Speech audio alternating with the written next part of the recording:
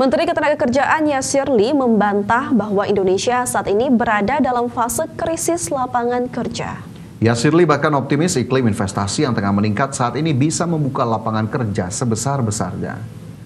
Menteri Ketenagakerjaan merespon banyaknya video fenomena antrean pelamar kerja yang membludak beberapa waktu terakhir. Menaker Yasir Lee menegaskan kesempatan dan peluang lapangan kerja masih terbuka lebar di Indonesia. Yasir Lee juga optimistis bahwa dunia usaha memerlukan iklim investasi yang dapat memberikan multiplier effect pada penciptaan lapangan kerja baru. Untuk itu Yasir Lee meminta semua pihak untuk bersama-sama meningkatkan ekosistem yang positif di sektor pasar kerja di dalam negeri. Saya percaya bahwa ternyata yang diperlukan oleh bangsa ini adalah kolaborasi. Bahasa saya itu adalah connecting dots. Kami punya network yang selama ini kemudian mereka sebenarnya siap bekerja, tapi tidak tahu kemana mereka kemudian bisa bekerja. Hadir bersama kita teman-teman dari kawasan industri. Kami industri, selama ini kami mencari siapa disabilitas yang siap bekerja. Inilah yang kita sebut dengan connecting dots. Itulah kunci dari kolaborasi. Tapi ternyata teman-teman nggak cukup connecting dots. Ya. Permasalahan kita ternyata semakin kompleks, tuntutan global. Ya, berdasarkan data Badan Pusat Statistik, jumlah pengangguran di Indonesia mayoritas berusia muda, mulai dari 15 hingga 24 tahun dengan jumlah mencapai 3,55 juta orang.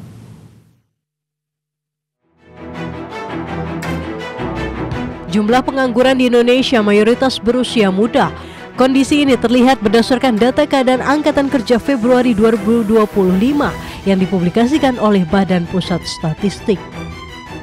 Dari total jumlah pengangguran yang tercatat per Februari 2025, sebanyak 7,28 juta orang mayoritas berusia 15 hingga 24 tahun dengan jumlah mencapai 3,55 juta orang. Lalu urutan kedua ialah berusia 25 hingga 34 tahun dengan jumlah sebanyak 1,9 juta orang. Adapun jumlah pengangguran di Indonesia per Februari yang sebanyak 7,82 juta orang itu juga lebih tinggi dibandingkan catatan Februari 2024 yang sebanyak 7,19 juta orang. Meski jumlah pengangguran meningkat, data pada periode itu juga mencatat jumlah orang yang bekerja masih tumbuh tinggi sebanyak 145,77 juta orang. Berbagai sumber IDX Channel.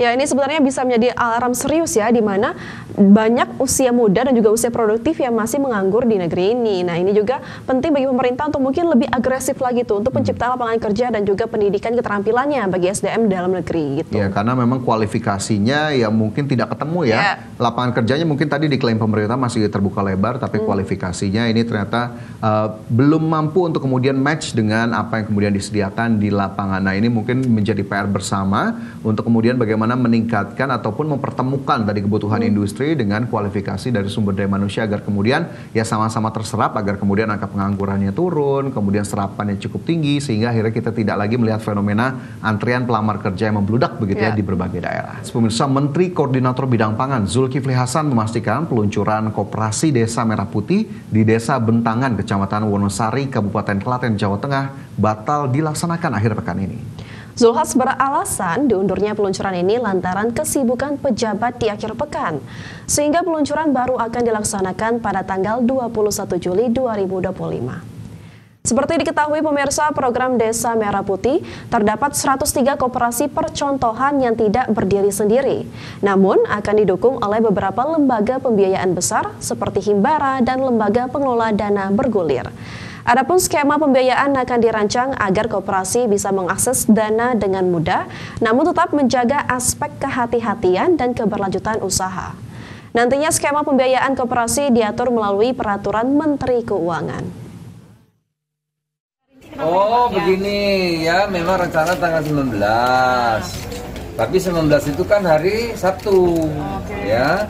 Nah, kita ingin penjelasan Presiden itu bisa diketahui, diikuti oleh semua pihak agar nggak dua kali kita kerjakan, baik gubernur maupun bupati, wali kota, kepala desa, BPD, pendamping desa.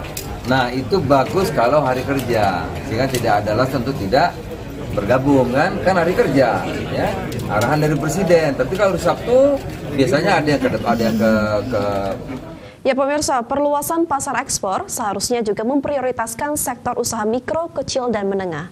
Pasalnya potensi besar pasar UMKM di market global cukup tinggi. Terlebih lagi UMKM bisa menjadi pendorong peningkatan ekspor di pasar global.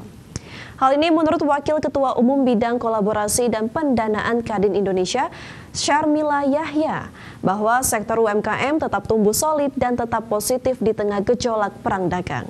Syarmila meminta pemerintah tetap memprioritaskan akses kemudahan regulasi, bahkan insentif dan stimulus bagi sektor UMKM demi keberlangsungannya usaha agar mampu bersaing di pasar global. UMKM sebagai roda ekonomi Indonesia ya, karena corporate banyak sekali bermasalah kan, karena ada kemarin sempat ada masalah dengan Trump, tapi hari ini udah mulai jadi repositioning lah mereka semua. Corporate banyak kena berdampak.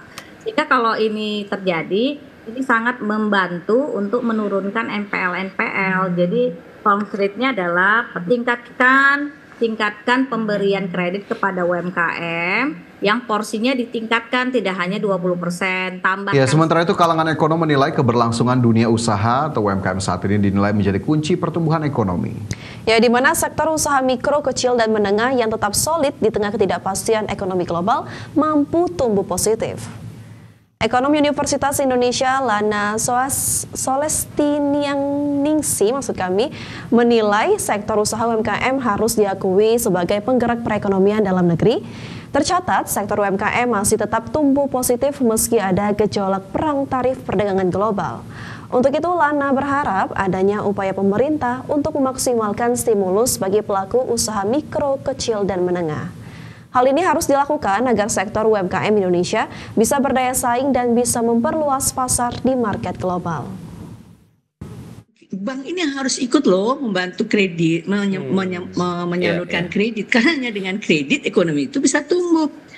Gak semua perusahaan itu menggunakan modal sendiri. Ada sih perusahaan-perusahaan besar menggunakan modal sendiri, bahkan mungkin dia pinjam dari luar negeri yang nggak terdeteksi di sini, misalnya nggak membuat perekonomian dari dana perbankan. Nah, UMKM misalnya, UMKM ini kan nggak banyak punya agunan, nggak punya quality agunan yang bagus gitu ya. Nah, padahal mereka itu yang menggerakkan perekonomian. Nah lalu gimana gitu loh, uang ini harus dari mana? Kan nggak mungkin UMKM itu maksudnya dia menggunakan uang. Ya, ini menjadi dua hal yang menarik begitu ya, bagaimana kemudian Indonesia juga terus mendorong industri halalnya agar kemudian terus berkembang, sekaligus tadi dari sisi UMKM juga kemudian untuk didorong untuk memperkuat pasar domestik, tapi juga tidak lupa untuk mengincar ataupun membidik pasar global agar kemudian juga ini bisa beriringan bersama dan produk Indonesia bisa semakin dikenal luas dan tentunya sekali lagi tidak hanya menjadi target pasar untuk Indonesia. Iya benar sekali Fajar, mungkin kedepannya tadi kan Indonesia unggul ya di bidang keuangan syariah, mungkin kedepannya juga bisa di bidang fashion, pariwisata, dan lain sebagainya. Ya semoga saya kita juga kedepannya bisa UMKM bisa semakin mendunia lah ya, tidak hanya local pride. Baik.